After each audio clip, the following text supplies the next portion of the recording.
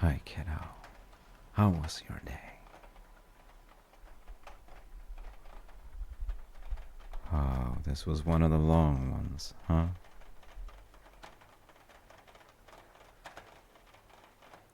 Yeah, I can tell. So, anything special making this one a long day?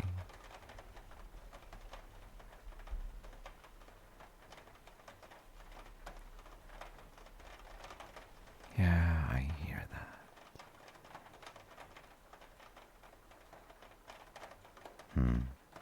Well, I do have some good news for you, though. Right now begins the part of the day where the long day ends.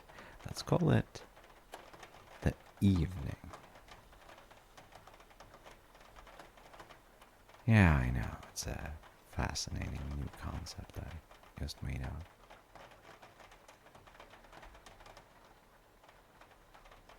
Point of it being that there is no more work, there's no more studies, no more pressure. Nothing, literally nothing, needs to get done. Just relax, lower your shoulders, and enter couch mode.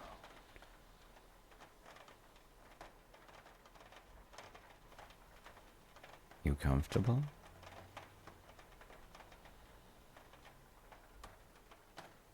You sure you don't need any extra throw pillows or maybe a blanket or something?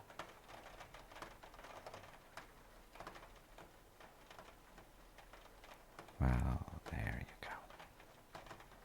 Even better? Good. Even better is exactly what we're aiming for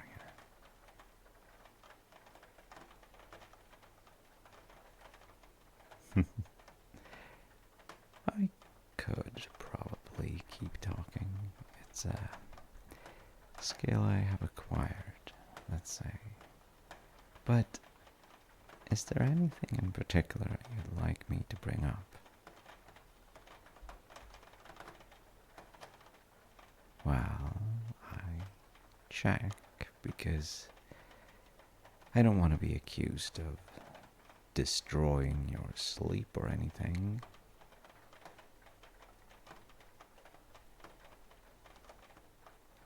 You say you would never, which at this point in your life I am inclined to believe you, but it has happened in the past.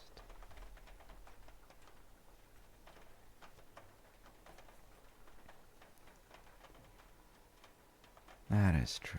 It was quite a while back. Something about two interesting and engaging stories.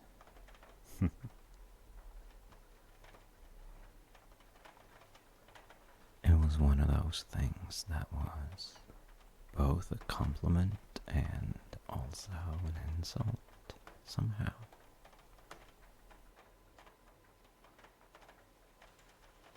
You recommended the back of cereal boxes, which I would absolutely read to you right now if it helped you go to sleep, but we don't have any in the house. I guess I'd have to go get some.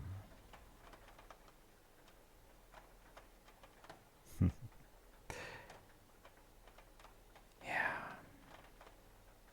dead tired, huh? That that checks out.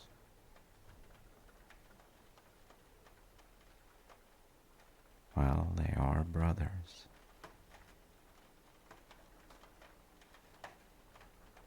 Death and sleep. In Greek myth, they are brothers, born by darkness. Yeah, it's one of the gods. And I guess that is why both the god of death and the god of sleep avoided the sun forever. Well, not. It's more like the sun avoided them. They were never reached by sunlight.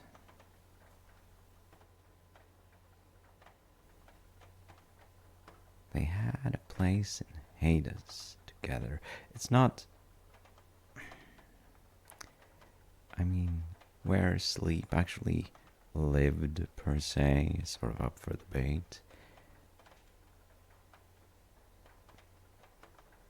Yeah, in the dreams.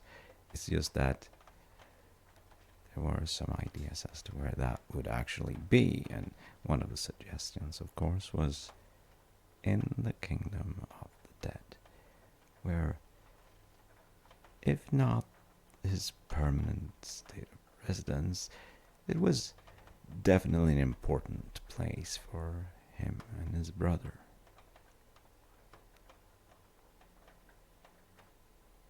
Well, death, and let's not forget that death is not Hades. Like, he doesn't rule the underworld. He's just someone who brings people there, essentially.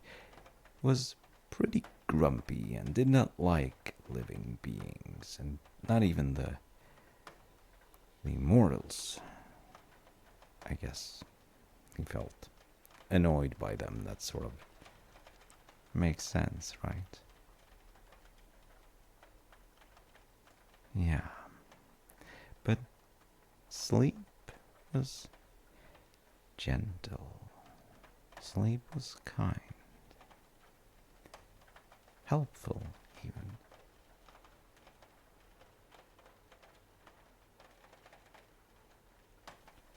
Yeah, I feel it does make sense.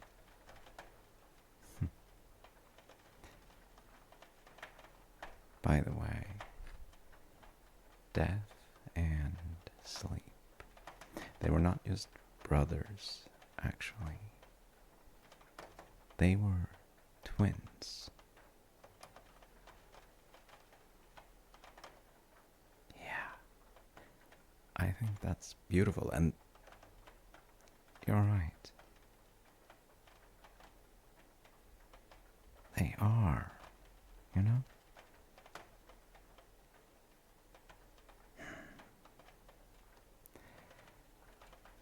But sleep is the kind and helpful one.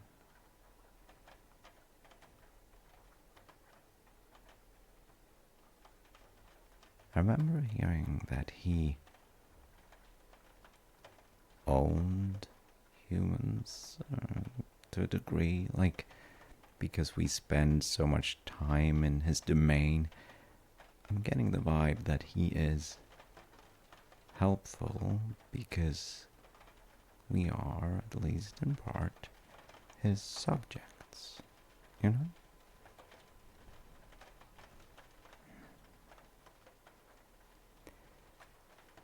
I think it's somewhat fair, at least, to say that, to some degree, humans are ruled by sleep.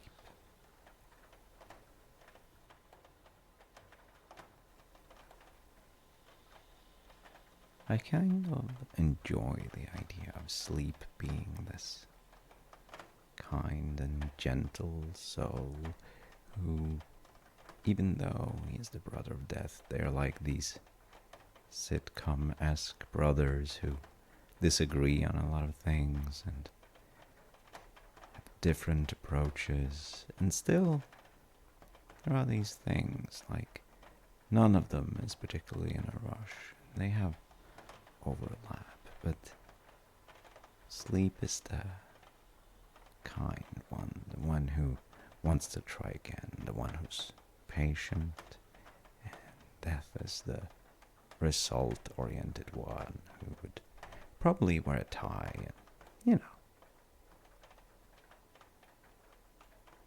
Yeah. But actually, there is something to that, because nowadays, sleep is sometimes considered earned. You know, you have earned your sleep after a long, hard day at work and all that. I mean, it's not entirely. It feels weird to say that you haven't earned your sleep, but I think there's a trap in that. Well, we literally die if we don't sleep. It's the two options, and it's like breathing. Nobody would say you have earned your breath.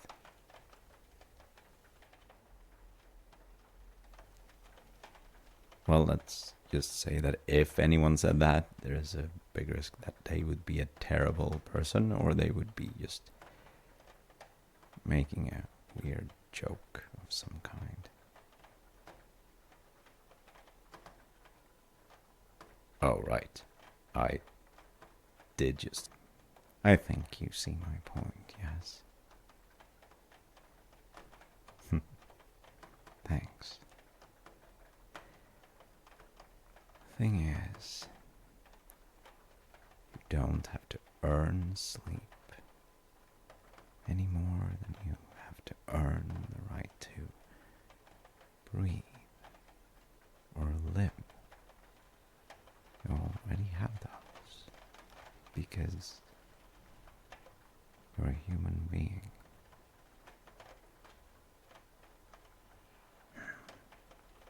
Yeah.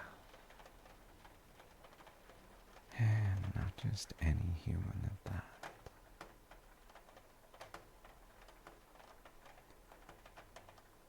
I do like the idea of thinking of sleep as someone who wants to take care of us, and often more so than many of the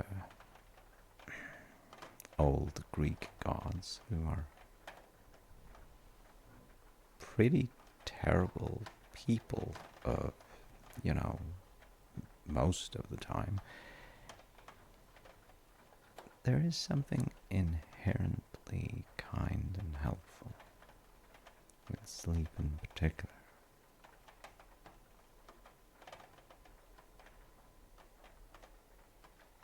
Yeah, I would say that he does help us out. I mean, how many ideas or thoughts have not been clarified? How many problems have not been solved because of sleep?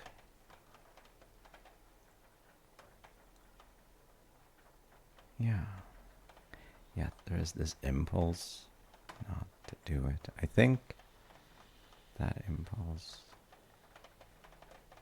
can at least grow weaker as you get older.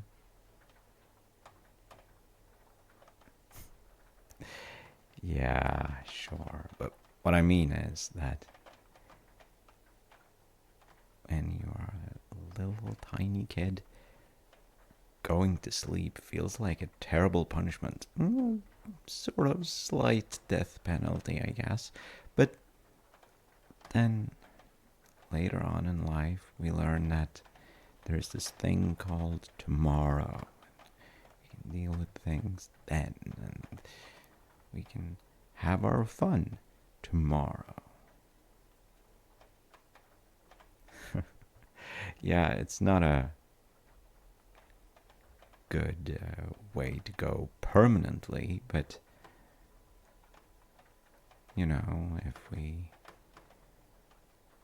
bake a cake, it will still be there in the morning.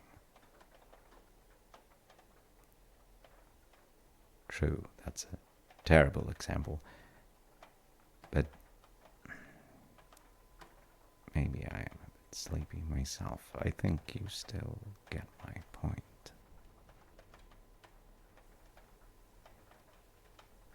Yeah.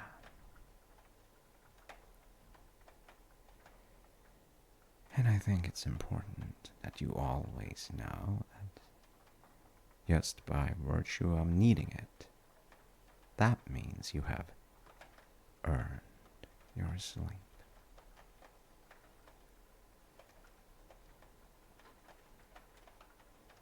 And hopefully your sleep is getting closer.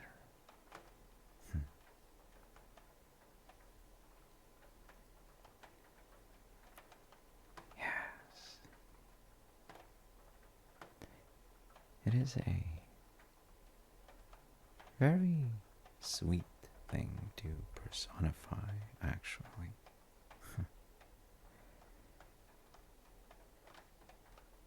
Yeah, I think so. But regardless, I think after a long day, sleep is not a punishment, nor is it actually a reward. It's a necessity, just a really good one.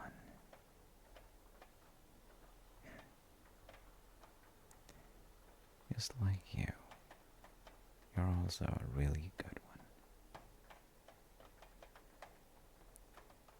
Well, maybe not technically a necessity, but my life sure would be a lot worse without you, and I couldn't very well imagine it.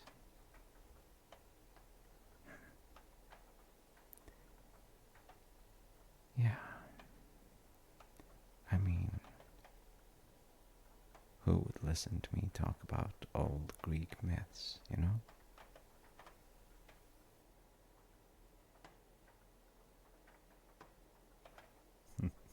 Right, that's true. I could probably talk to him about it. That would literally solve everything.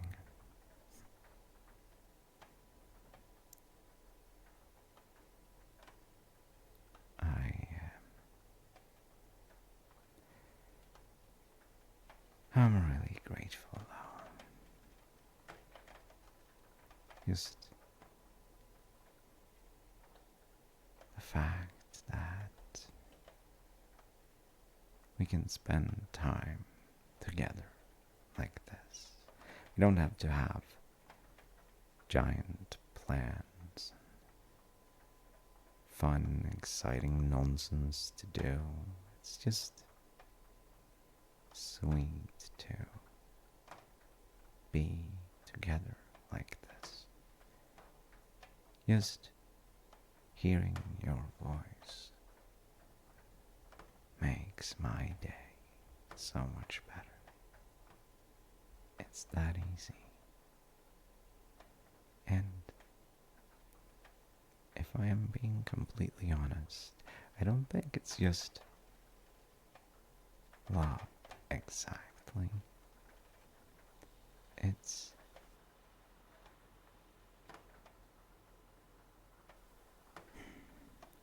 It's the necessity of it. I've built a life that I quite enjoy. And one of the pillars holding it up is you being here with me in moments like these. Remarkable moments to some people, I guess. But to me,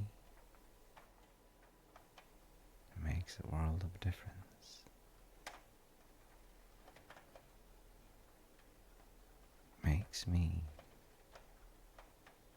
able to sleep at night, I guess you could say. Because I know that something is right in the world simply by virtue of you being in it.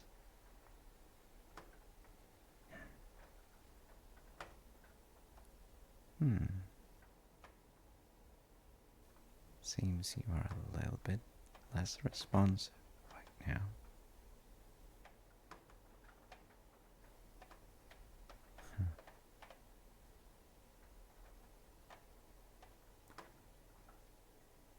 Looks like King Sleep finally brought you to the land of dreams, huh?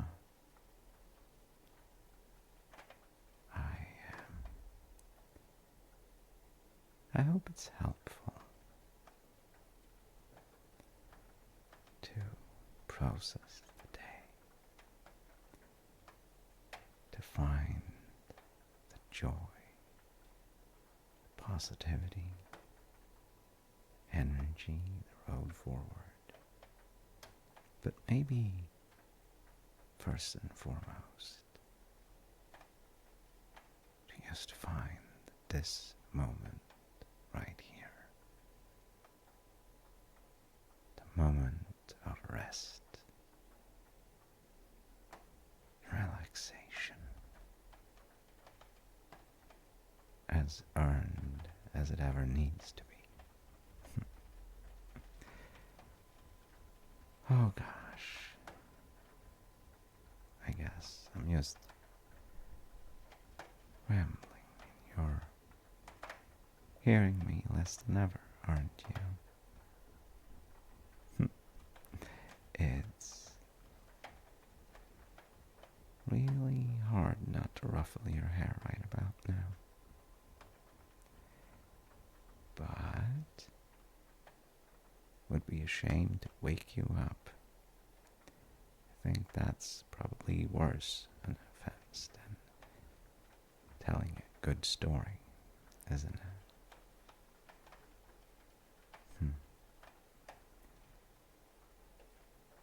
Good night, kiddo. I love you. Still well in the morning. You sleep well.